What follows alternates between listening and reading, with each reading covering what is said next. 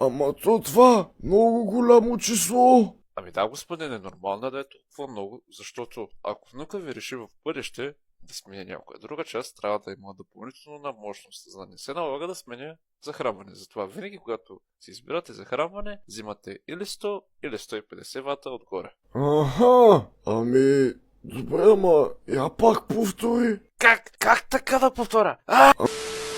Ами, да, вече ви разбрах, младежо.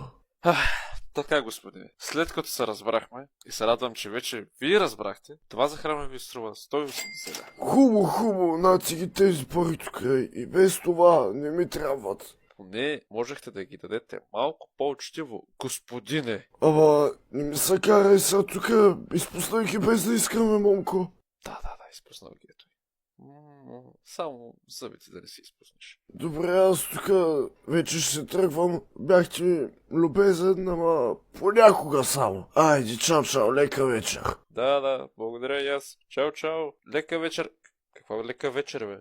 Той е 10 часа сутринта, човек. Добре, той вече се тръгна. Чао!